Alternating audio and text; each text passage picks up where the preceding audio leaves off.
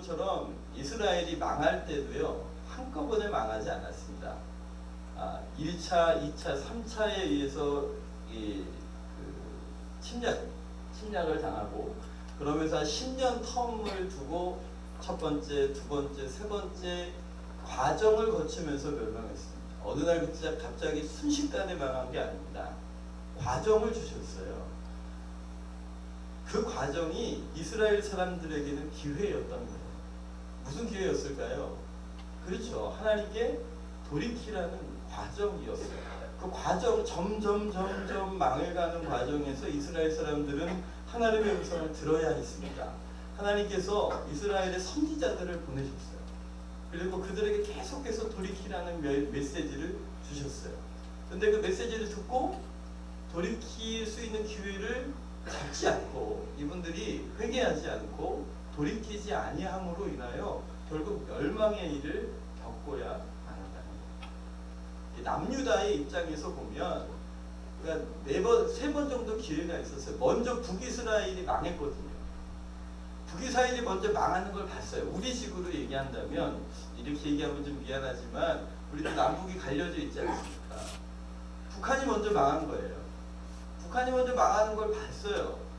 그리고 남유다에게도 메시지를 주셨어요. 야, 북쪽 망하는 거 봤지? 그러니까 너희들도 정신 좀 똑바로 차리고 하나님 잘 섬겨라는 메시지를 주셨지만 그 메시지에 순종하지 않으면서 또 이게 세 번에 걸쳐서 침략을 당하면서 망하고.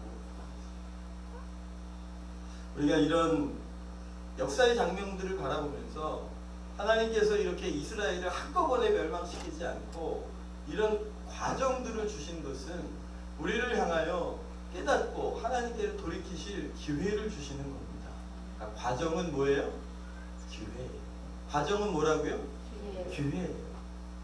오늘 그 기회들을 붙잡아 하나님의 회복의 길을 걸어가시기를 예수님 이름으로 축복합니다. 그러니까 북이스라엘이 망할 때요. 북이스라엘이 망할 때 그때요. 활동했던 선지자가 아까 보신 것처럼 호세아 선지자, 아모스 선지자가 활동을 했고요. 남유다에서는 이사야 선지자가 미가 선지자가 활동을 할 때입니다. 그런데요, 하나님께서 그렇게 멸망을 선언하시던 때가 어떤 때였냐면 북이스라엘도 아주 가장 부흥을 경험할 때였어요. 가장 부자였을 때, 가장 군사적으로 강력했을 때, 가장 문화적으로 풍성한 시기를 겪고 있었던 시절에 하나님께서 아모스 선지자와 호세아 선지자를 보내셔서 멸망을 선언하셨어요. 돌이켜야 한다고 경계하신 거죠. 남유다도 우시야 왕 50년의 긴 통치 기간에 가장 풍성했던 시절에 하나님께서 남유다에게도 동일한 메시지를 주셨습니다.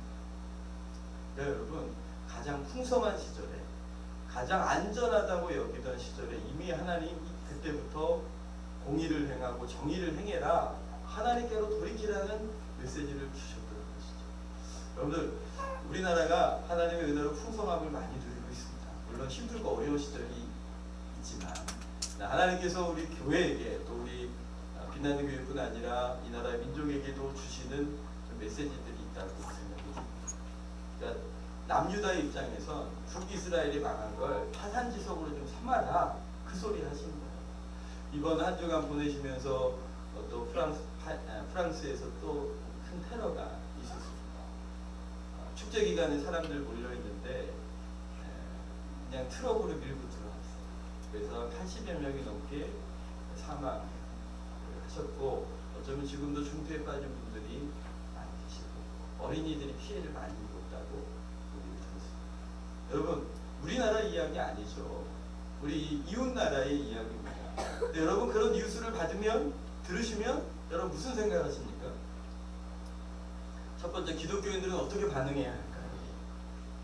잘 됐다 그래야 되나요? 그러시면 안 되죠. 성경은 우리에게 분명히 이렇게 말씀하세요. 우는 자들과 함께. 오늘 우리 이웃 나라에게, 우리 주변에 직접 내가 당한 일이 아니지만 우리 주변의 나라들한테 벌어진 일들에 대하여 혹 우리가 진짜 마음에 안 들어하는 나라가 그런 일을 당했을지라도 성경은 우리에게 우는 자들과 함께 오라고 말씀하고 계십니다. 오늘 그렇게 가족을 잃고 고통 가운데 있는 이들을 위하여 우리가 깨어 기도하고 중보하고 이 고통의 시간들이 도리어 예수님을 만나고 돌이키는 기회가 되도록 기도하고 격려하고 위로할 이유가 오늘 우리들의 마음 가운데 있는 것입니다. 그리스도인들이 그렇게 반응하셔야 돼요. 혹시 마음에 안 드는 사람에게 어려운 일이 벌어졌을 때 그리스도는 어떻게 해야 된다고요?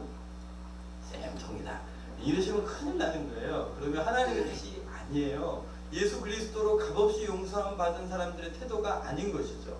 우는 자들과 함께 우시고 그들에게 달려가셔서 위로와 격려 있으시기를 예수님 이름으로 축복합니다. 그런데 예수님 시대에도 좀 비슷한 일이 있었다는 거예요. 예수님 시대에도 이 망대가 무너져가지고요, 많은 사람들이 다치고 죽는 일이 있었어요. 사람들이 그렇게 망대가 넘어져서 사람들이 죽었을 때 아유 저 깔려 죽은 사람들에게는 무슨 큰 죄가 있었을 거야 라고 얘기하고 다녔어요. 또 당시에 헤롯이 굉장히 포악한 사람이어서 유대인들 몇을 잡아다가 이 사람을 몇 명 잡아다가 제사 드릴 때 그 피를 담아서 제사를 드리는 일이 있었어요. 그 일을 당한 사람들을 향하여 그 사람들 죄 많이 져서 그런 거야 사람들끼리 수군수군 됐어요. 그런데 예수님께서 그렇지 않다고 말씀하셔요. 우리 누가복음 13장인데요. 우리 같이 한번 5절까지 읽겠습니다.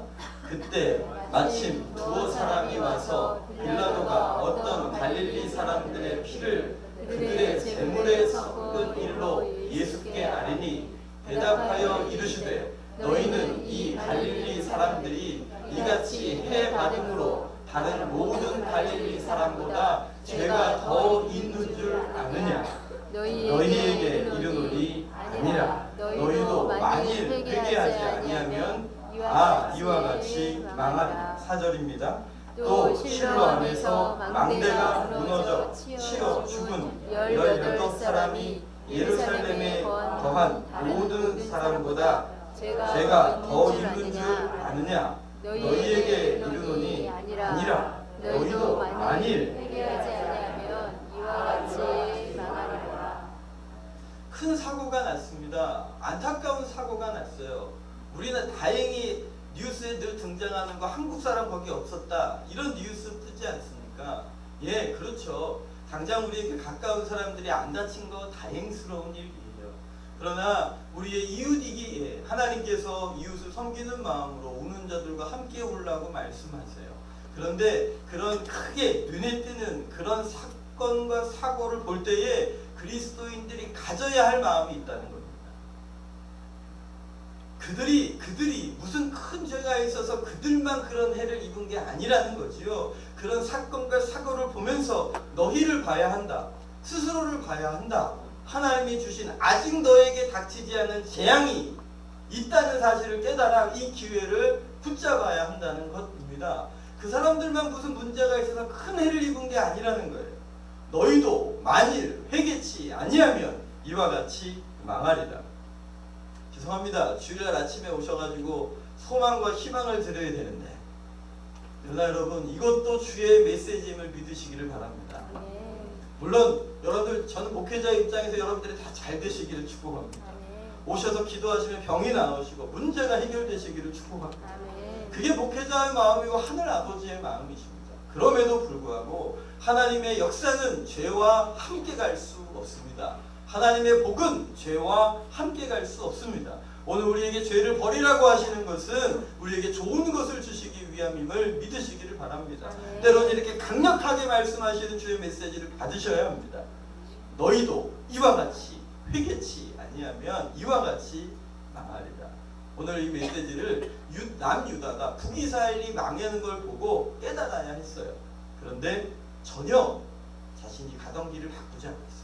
여전히 돈이 있고 권력 있는 사람들은 가난하고 어려운 이들을 핍박했고 여전히 하나님만 섬겨야 할 이스라엘이 돌이켜 하나님을 섬기지 않고 바알세불뿐 아니라 이방 종교에 빠져서 죄악의 나락으로 달려가고 말았습니다.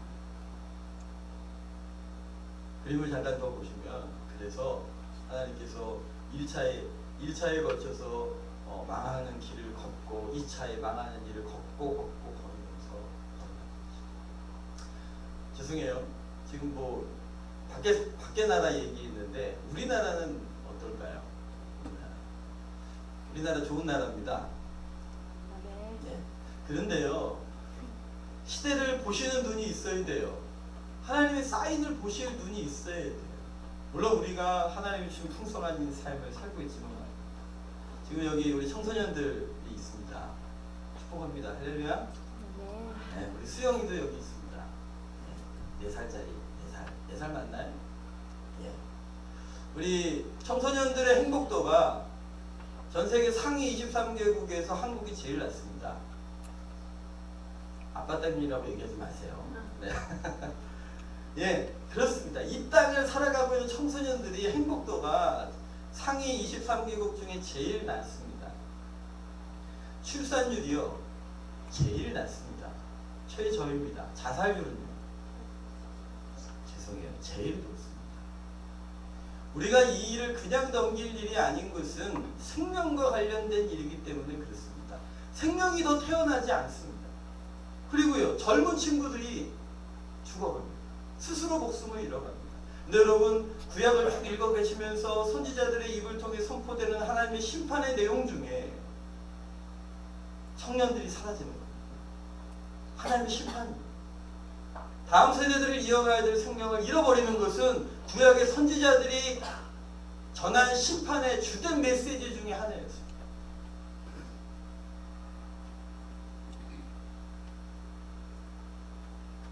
오늘 우리에게 당한 한국의 현실도 하나님의 메시지도 보셔야 해요. 다음 그림도 좀 보시면 우리나라 이 산재요, 일하는 자리에서 그 사고 당하시는 일들도 아주 최고입니다. 우리나라는 1등을 너무 좋아합니다. 네. 우리나라 부채, 가계 부채율도요, 네. 1위입니다. 우리나라 1위 너무 좋아해요. 1위 못하면 아주 큰일 나요.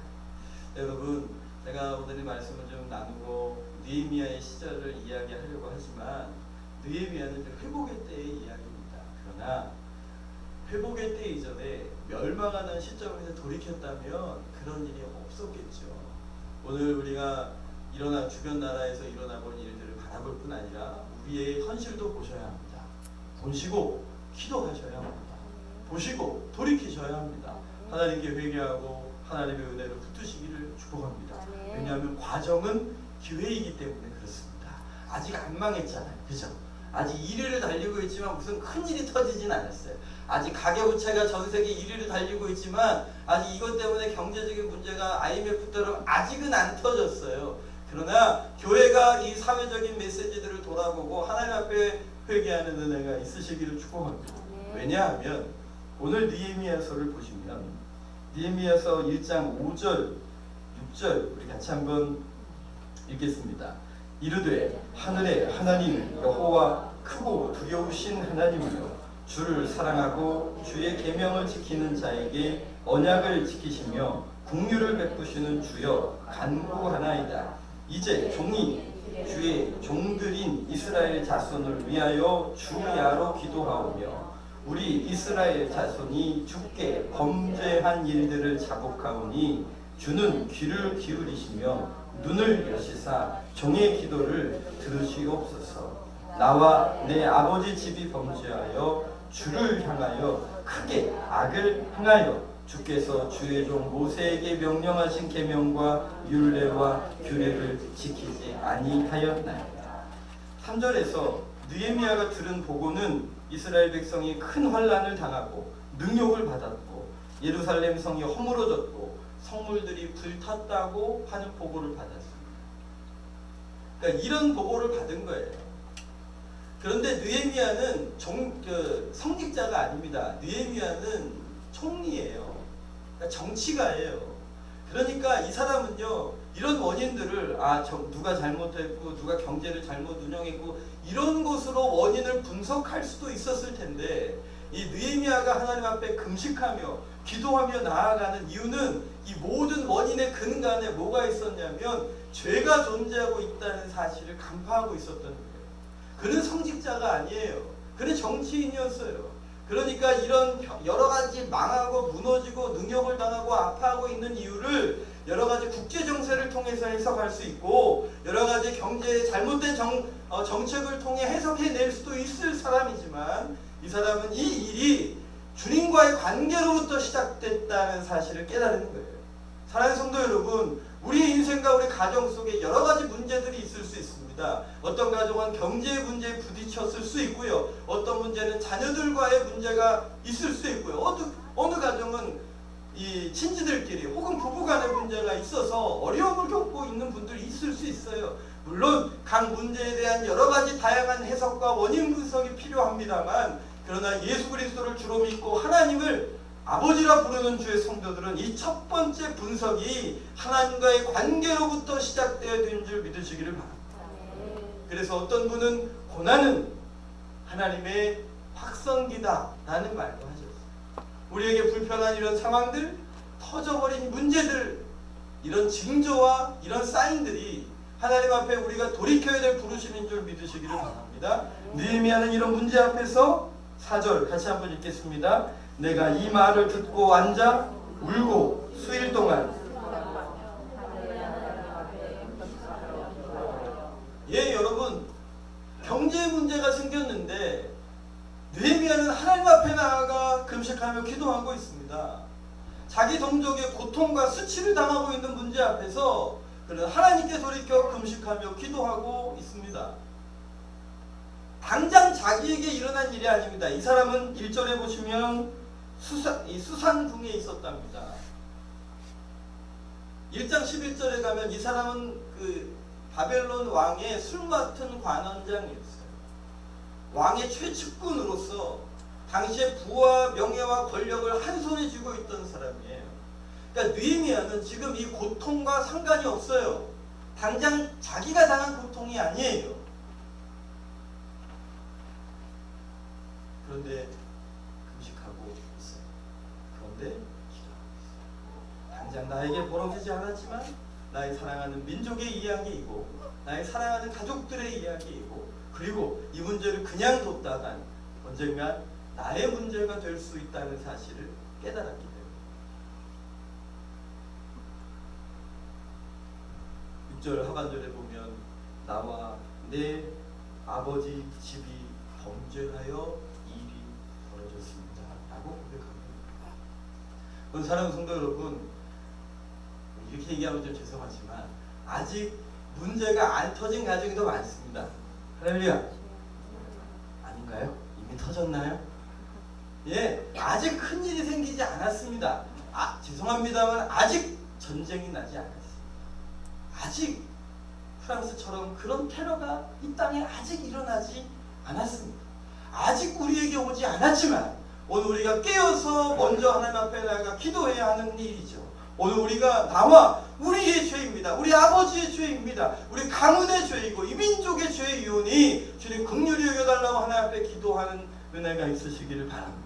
아직 망하지 않았으니까, 아직 사건이 터지지 않았으니까, 아직 병에 걸리지 않았으니까, 아직 어려움이 내 코에 닥치지 않았으니까 혹 그런 일이 벌어졌더라도 다른 데 가서 문제를 해결할 일이 아니고 오늘 주께로 돌이켜 하나님의 기회를 붙드시는 은혜가 있으시기를 예수님의 이름으로 축복합니다. 지금이 기회입니다. 지금이 기도해야 할 기회이고 하나님께로 돌이키시는 은혜를 붙드시기를 축복합니다. 기도하셔야 합니다. 회개하셔야 합니다. 돌이키셔야 합니다. 더 나빠지기 전에 말입니다. 하나님이 주신 기회를 붙드시기를 바랍니다. 근데 이스라엘 사람들 결국 어떻게 됐어요? 죄송하지만 결국 여러분들 우리 교계는 어떨까요? 우리 교계. 다음 그림 잠깐 보시면 위에 숫자 잠깐 보십시오. 질문이 뭐냐면 일주일에 한 번 이상 성당이나 교회나 절에 갑니다 라고 응답한 사람의 수가 2014년도만 보면 불교인은 6%입니다. 일주일에 한 번 가는 거 이해 가요. 천주교 59%입니다. 본인이 천주교인이라고 얘기하고 매주 교회 가는 사람들 59%입니다. 기독교인은요 80%입니다. 할렐루야입니다. 밑에 보세요. 11조 이행률, 개신교 68%, 천주교 36%입니다. 그러니까 개신교 잘하고 있습니다. 할렐루야. 잘하고 계세요. 이게 무슨 얘기냐면 종교적인 행위나 개인적인 종교적인 삶의 실행은 잘하고 계시다는 소리예요. 주일마다 잘 모이고 계시다는 거예요. 예배 잘 드리신다는 거예요. 그런데 이상해요. 밖에서 예수님 안 믿는 사람들의 종교 선호도는요, 누가 꼴찌게요? 교회가 꼴찌예요. 신뢰하는 종교기관 꼴찌 개신교 18%, 호감 가는 종교 꼴찌. 10명 중에 기독교를 신뢰하는 사람이 2명밖에 없답니다. 왜 그러는 걸까요? 교회는 잘 모이고 헌금도 잘 하고 모여서 봉사도 잘 하고 뭔가 섬기는 일도 하는 것 같아. 모여선 잘하는 것 같은데 이상해요. 왜 밖에 나가면 인정을 못 받는 걸까요? 우리가 하나님의 말씀의 삶이 부족하기 때문이에요. 교회 와서 설교 듣고 예배 듣고 아멘하고 그렇게 하나님 앞에 나오는 일들은 열심히 하는 듯 하지만 교회 바깥으로 나가서 예수님 믿는 사람으로 살지 못하고 있다는 것이죠.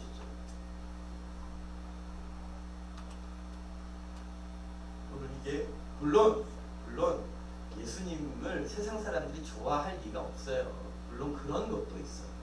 그들은 거룩하지 않고 하나님을 영화롭게 하지 않고 하나님을 알지도 못하기 때문에 복음이 드러나는 걸 싫어해서 그럴 수도 있어요.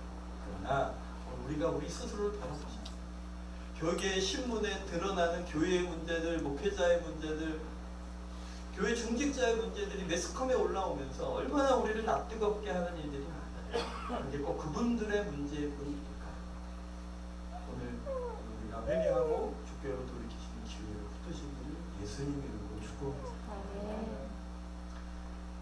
한 번 더 가시면 오늘 이것도 좀 보고 갈까요? 이 얘기도 하면 좀 많은데 여러분들 지금 개신교가 2번째 그래프입니다.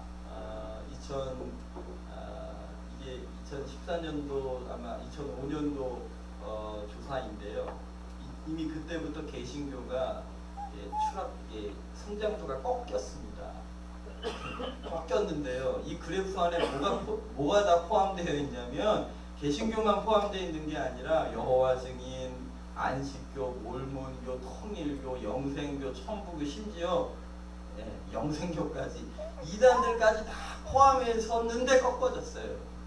여기 이단들 다 빼고 나면 지금 교회 영향력뿐 아니라 성장 속도도 굉장히 크게 타격을 입고 있다.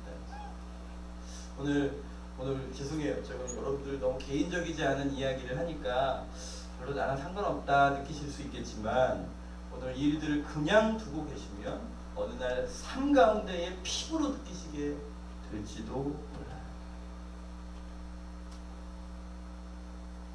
그림 하나만 더 보시죠. 오늘은 그림을 많이 보네요. 네, 아까 보셨던 그림이지만 그런데 이걸로 설교를 끝내면 더 여러분들 또 마음에 또 짐만 많이 가지고 가시잖아요. 근데 여러분 이스라엘이 망했지만 하나님이 망한 것으로 끝내지 않았습니다. 할렐루야. 과정이 망해가는 과정, 어려워져가는 과정도 기회인 것처럼 하나님께서 그냥 망하고 어려운 것으로 그냥 두시지 않았습니다. 할렐루야. 예수 그리스도께서 우리를 위해 죽으시고 부활하신 이유도 우리를 구원하시기 위함이고 우리를 회복시키기 위함입니다. 혹 기회를 잃어버려 멸망의 길을 걸었던 이스라엘이지만 하나님이 그냥 그대로 두시지 않고 회복의 길로 인도하셨습니다. 그래서요 하나님께서 이 회복을 바라보며 기도하는 사람들을 일으키셨어요. 다니엘같이 민족이 망해 있어서 소망을 잃어버린 순간에 하나님 70년이 지나면 이스라엘을 회복시켜 주신다 말하지 않으셨나요? 금식하며 기도하는 다니엘 같은 수많은 사람들을 하나님이 일으키셔서 기어이 하나님의 약속대로 이스라엘을 회복시키셨어요. 그래서 바벨론을 망하게 하시고 고레스 왕을 세우시면서 첫 번째로 이스라엘 사람들이 하나님께로 돌아오는 회복의 길을 열어주십니다. 그때 스룹바벨이라는 사람을 보내셔서 무너진 성전을 다시 짓게 하십니다. 물론 그 과정도 어려웠어요. 성전을 지을 때 방해하는 사람들이 생겨가지고 20년 동안 못 짓고 있다가 20년 만에 완공을 했습니다. 그리고 60년 후에 두 번째 에스라를 보내시면서 두 번째 포로 교환을 이루십니다. 에스라를 보내실 때 60년 만에 보내셔서 이미 지금 뭐가 지어져 있다고요? 성전이 지어져 있습니다. 제사는 드리고 있고 예배는 드리고 있지만 영적 각성과 부흥이 없습니다. 영적으로 메말라져 있어요. 그때 에스라를 보내셔가지고요, 이 학사 겸 제사장이었던 에스라를 통하여 이스라엘 민족들 안에 영적 각성과 부흥을 일으키십니다. 그냥 성전만 회복시켜 주신 게 아니라 그 안에 영적인 부흥을 주시는 것이죠. 할렐루야. 그리고 13년 후에 오늘 느헤미야를 보내십니다. 오늘 아까 보신 것처럼 느헤미야가 나라와 민족을 위해 금식하며 기도하기를 근 4개월 동안 진행합니다. 그리고 느헤미야서 2장으로 건너가면서 하나님의 응답의 문을 여셔요. 그래서 세 번째 포로 교환을 이루십니다. 뭐가 지어졌다고요? 스룹바벨 때 성전이 회복됩니다. 에스라 때 뭐가 회복이 된다고요? 영적 각성과 부흥을, 영적인 부분을 회복시켜 주십니다. 그리고 느헤미야를 통해서 이스라엘의 예루살렘의 성벽을 지어주세요. 그래서 안전한 사회 안정망까지 주님이 회복시켜 주시는 거예요. 근데 여기서도 주목하실 게 있어요. 주님께서 회복시켜 주시는데 이것도 한꺼번에 확 일으켜 주시지 않더라고요. 과정이 있어요. 회복도 과정이 있습니다. 할렐루야. 그러니까 여러분들이 기도하고 있었던 일들이, 회복이 필요한 영역들이 갑자기 눈에 띄게 변화가 일어나지 않더라도 낙담하지 않으시기를 예수님 이름으로 축복합니다.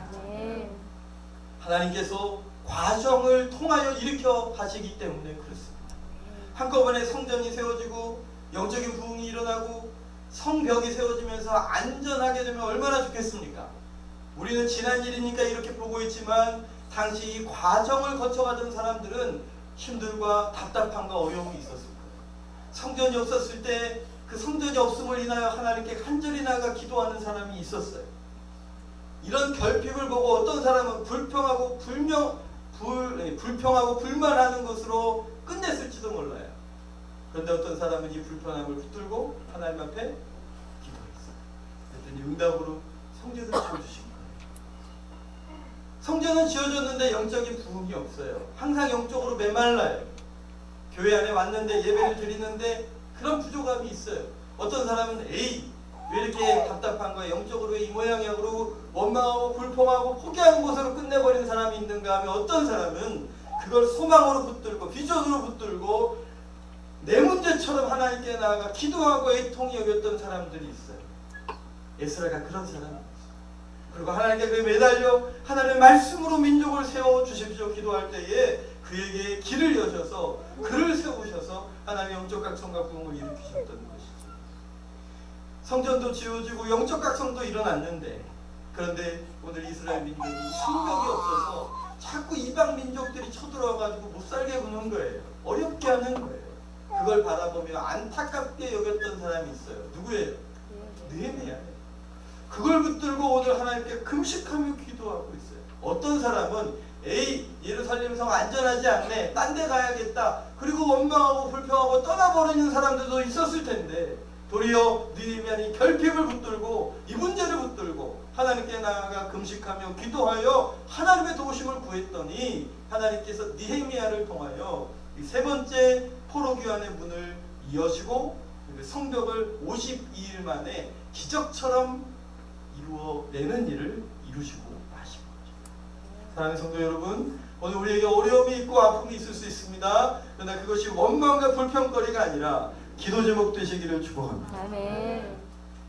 문제는 따라해 보시겠어요? 문제는 문제가 아니라 기도 제목이다. 기도 제목이다. 할렐루야. 아멘. 어떤 사람은 그냥 문제 보면 그냥 그걸 피하거나 도망가거나 원망하고 불평하는 것으로 끝내지만, 그러나 어떤 사람은 믿음으로 하나님께 나와 기도하고 하나님 부르시면 그 일 가운데 나를 사용해달라고 드림으로 하나님의 부흥과 회복의 통로로 쓰임받고 있다는 사실을 보시기를 바랍니다. 아멘. 우리가 성경에 발견하는 그 위대한 표현이 좀 그렇긴 하지만 그렇게 훌륭하게 주의 손에 쓰임받은 그 많은 사람들은 문제를 문제로 여기지 않고 기도 제목으로 여겼던 사람입니다. 그리고 그렇게 기도하며 부르심으로 여겨 하나님 나를 부르시며 나를 쓰시겠다 하실 때 준비하여 있습니다 자신을 드렸던 사람들. 느헤미야만 봐도 왕의 술 맡은 관원장으로 왕의 측근으로서 왕 옆에서 가장 안전하게 거할 수 있었던 사람이었는데 그걸 포기했어요. 그리고 아무런 안전망도 준비되어 있지 않았던 예루살렘, 자신의 삶을 드렸던 그가 소망의 통로입니다. 사랑하는 성도 여러분, 오늘 우리를 그 통로로 부르고 계십니다. 오늘 우리 이웃 중에 프랑스처럼 어려움을 당하고 위기 가운데 있는 이들을 바라보면서 그들과 함께 울어야 할 뿐 아니라 우리도 회개치 아니하면 이와 같이 망하리라 하신 주의 메시지를 들으시기를 바랍니다. 아멘. 기도해야 된다면 오늘 하십시오. 아멘. 중보해야 한다면 오늘 하십시오. 아멘. 회개해야 한다면 오늘 하시기를 축복합니다. 아멘. 회복의 과정도 마찬가지입니다. 회복도 어느 날 갑자기 확 일어나는 게 아니라 그 과정을 거치고 있다는 사실을 기억하십시오. 그 과정을 거치면서 도리어 그 결핍을 붙들고 가난함을 붙들고 그 문제를 붙들고 하나님 앞에 나아가 기도하시는 여러분들 되시기를 축복합니다. 아멘. 오늘 그 사람을 찾고 계십니다. 아멘. 이사야서 62장 말씀에 보면 주님께서 이렇게 말씀하세요. 내가 예루살렘 성벽에 파수꾼을 세웠다. 이스라엘이 세상에서 찬송을 받게 하기까지 파수꾼으로 깨어 있어서 하나님께 탄원하고 기도해야 될 파수꾼을 세우셨다. 그리고 너희들은 쉬지 말라. 오늘 주일 예배 드리신 여러분들을 축복합니다. 오늘 이 말씀 앞에서는 여러분들을 축복합니다. 여러분 들으셨으니 여러분들은 사명자이십니다. 아멘. 아멘. 오늘 이 이야기는 옆에 있는 분에게 하신 이야기가 아닙니다. 오늘 이 이야기는 저에게만 하신 이야기가 아닙니다. 오늘 이 말씀을 들은 우리가 하나님 앞에 회개해야 될 중보자이고 하나님 앞에 돌이켜야 될 하나님의 사명자들이고 부르시면 그 결핍과 그 부족함을 향하여 헌신하여 세워가야 할 부르심을 입은 사람들입니다. 주님, 제가 여기 있습니다. 주님, 저를 사용해 주십시오. 하나님, 아직 내 마음에 그런 연약함들을 붙들고 기도할 사랑하는 마음이나 기도할 수 있는 뜨거운 심장이 내 안에 없다면 하나님, 오늘 내가 그 마음이 회복되기를 소망합니다. 그래서 그 일이 내게 닥치기 전에 하나님 돌이켜 회개하며 도리어 막아서는 통로로 쓰임받으시기를 축복합니다. 오늘 결핍과 부족함 앞에 서서 원망과 불평이 아니라 도리어 기도함으로 쓰임받는 주의 종들이 되게 해주시옵소서. 우리 같이 한번 기도하겠습니다. 할렐루야. 하나님 아버지,